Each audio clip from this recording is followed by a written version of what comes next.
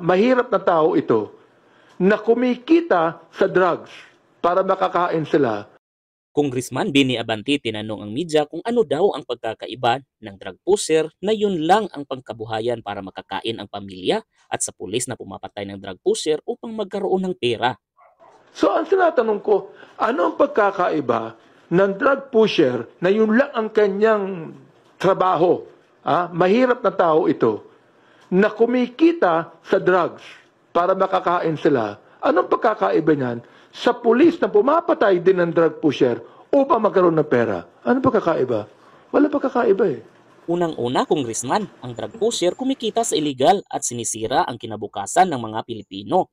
At ang pulis naman kumikita sa reward system ng gobyerno at nililinis ang bayan sa pamamagitan ng pagtugis ng mga drug pusher para sa magandang kinabukasan ng bayan. Napakalayo po ang diferensya ng dalawa at kahit kailanman hindi sila magkakapareho. Kayo, anong masasabi nyo sa sinabi ni Congressman Abante?